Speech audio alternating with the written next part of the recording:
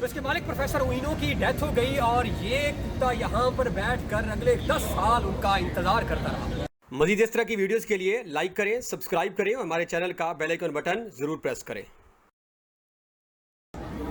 Everyone, this is Syed Arif Hussain, Syed Arif and Naveed के YouTube channel के नए और बड़े एक्साइटिंग ब्लॉग के साथ मैं हूँ आपका हूँ सैयद आरिफ हुसैन, जापान शिबुया से। नाज़रीन, इस वक्त मैं शिबुया में मौजूद हूँ। शिबुया जो कि टोक्यो का डाउनटाउन है। टोक्यो जापान का कैपिटल है और उसका डाउनटाउन, अगर आप टोक्यो में आए हैं और अगर शिबुया में नहीं आए तो इट मीन्स शायद आपने टोक्यो ही नहीं देखा।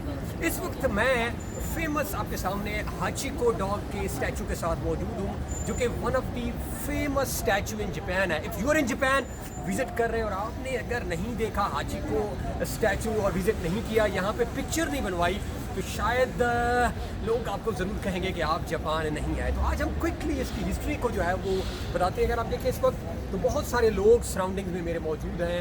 ये शिबुया स्क्रैम्बल स्क्वायर है जो कि one of the world's busiest scramble Shibuya crossing square है। सामने स्क्रैम्बल स्क्वायर है। तो इस वक्त जो है आप अगर देखें मेरे साथ तो हाचिको मौजूद है और बहुत सारे जापानीज़ मौजूद हैं। अभी नाज़रीन थोड़ा सा कोविड है तो यहाँ पे थोड़ी सी जो है वो लोगों की रौनक कम है। अदरवाइज़ आप यहाँ पर आए नॉर्मल डेज़ में तो यहाँ लोगों का एक अंबार लगा होता है, पिक्चर्स बनाई जा रही होती है स्टैचू के सामने।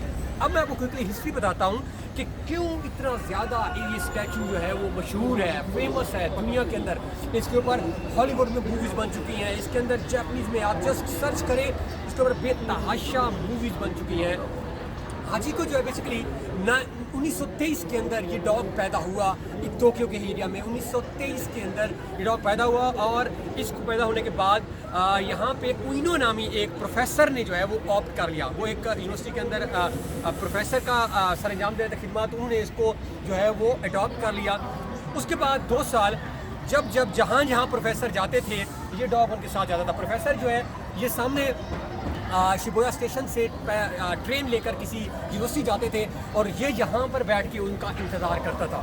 नाज़रीन, यहाँ से जो है वो एक बड़ी इंटरेस्टिंग स्टोरी जो है वो शुरू होती है। उसके बाद हुआ ये कि 1925 के अंदर उइनो नामी प्रोफेसर को जो है वो अटैक हो गया, हार्ट अटैक। वो यूनिवर्सिटी के अंदर ही मर गए और डॉग यहाँ पे बैठा रहा। कुछ दिन बैठने के बाद ये वापस चला गया। इसको किसी एक और फैमिली ने ऑप्ट किया। उसके बाद जो इसके बकाया ज़िंदगी के 10 साल थे, 1925 से 1935 तक, ये डॉग जो है ये 10 साल मुसलसल यहाँ पर आता रहा।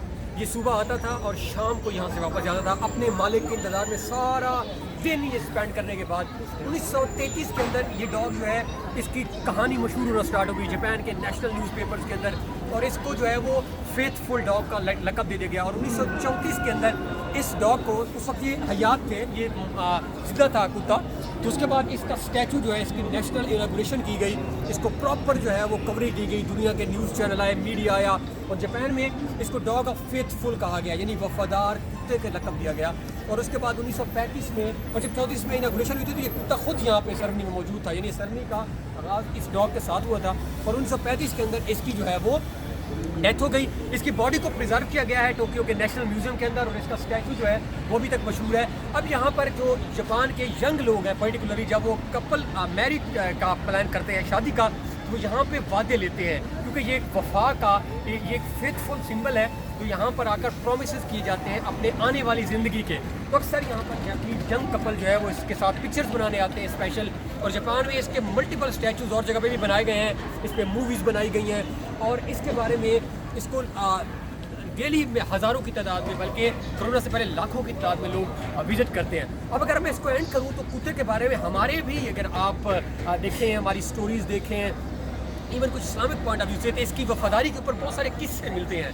तो ये भी जो है एक वफादारी का स्टैचू है, सिंबल है आपके सामने। आप देखिए सामने जापानीज़ लोग पिक्चर्स भी बना रहे हैं। और जब कभी आप टोक्यो आएँ हाचिको को ज़रूर विज़िट करें और इसकी स्टोरी आई होप आपको इंस्पायर किया होगा। और जहाँ भी वफा का जिक्र आता है, वफादारी आती है, तो डेफिनेटली वहाँ पे वो चीज़ें हमें इंकरेज भी करती हैं। तो ये स्टैचू जो है it's a symbol of a faithfulness. और आई होप आपको आपको पसंद आया होगा। हमारे चैनल को ज़रूर सब्सक्राइब करें ताकि इस तरह की एक्साइटिंग वीडियोज़ जो हैं हम आपके साथ शेयर करते रहें। तो जापान से हमें दीजिए इजाज़त।